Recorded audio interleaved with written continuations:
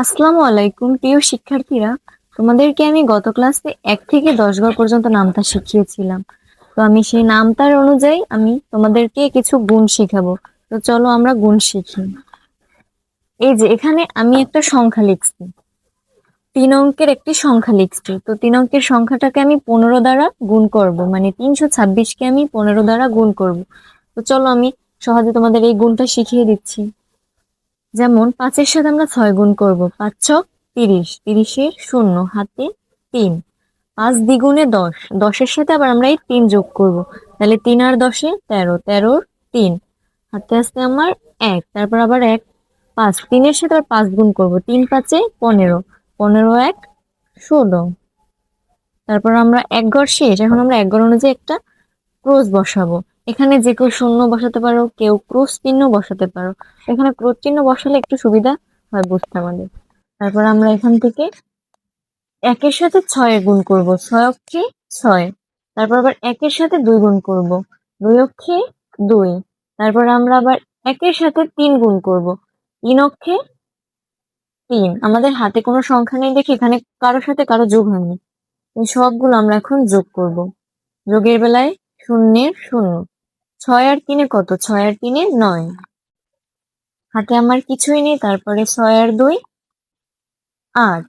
তারপর এখানেও আমার হাতে কিছু নেই, তারপরে 3 আর 1-এ 4। তো আমাদের 326-কে যদি আমরা 15 দ্বারা গুণ করি তাহলে কত হবে? 4890। এটাই আমাদের অ্যান্সার। খুব সহজে আমরা যদি নামটা জানি তাহলে খুব সহজে আমরা এই অঙ্কগুলো করতে পারবো। তাহলে আমাদের অ্যান্সার কত? 4890। তো এখন আমি আর একটা সংখ্যা লিখছি হোয়াইট বোর্ডে। এটা আমরা করি। এখানে আমি লিখছি কত? 6590। 6590-কে যদি আমি 32 দ্বারা গুণ করি তাহলে গুণফল কত হবে? এটাই আমরা এখন এখানে করে দেখাবো। তাহলে 2 এর সাথে প্রথমে আমরা কার গুণ করবো? 2 এর সাথে প্রথমে আমরা 0-র গুণ করবো। তাহলে 2 শূন্যে শূন্য, শূন্যের সাথে শূন্য গুণ 2 যদি আমরা যোগ করি তাহলে শূন্যই হবে।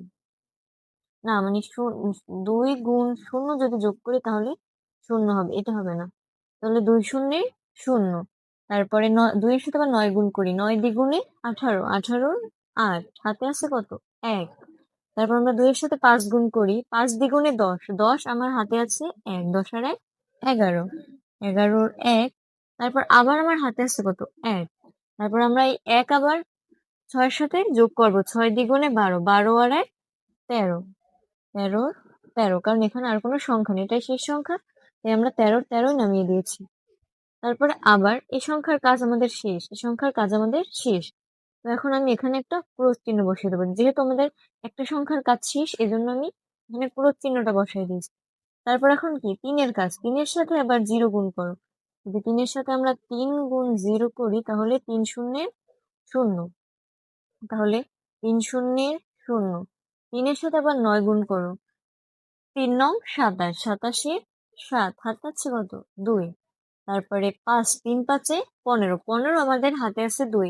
এই 2 এর সাথে আমি যোগ করব 15, 15 আর 2 17, 17 7 হাতে আছে কত?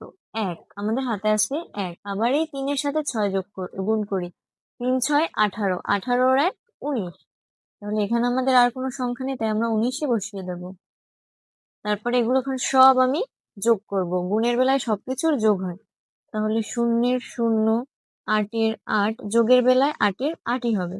7 আর 1 8, 7 আর 3-এ কত? 7 আর 3 10, 10-এ শূন্য হাতে আসছি 1, 9 আর 1 10, 10 আর 1 10 আর 1 11, 11-র 1 আমাদের হাতে আছে কত? 1। এই 1 আবার কার সাথে যোগ হবে? এই 1-এর সাথে যোগ হবে, তাহলে 1 আর 1 2। তো এখানে আমাদের উত্তর হয়েছে কত? 21880। তো আমরা যদি 6590-কে 32 দ্বারা গুণ করি তাহলে 21880 হবে। এটাই আমাদের অ্যান্সার।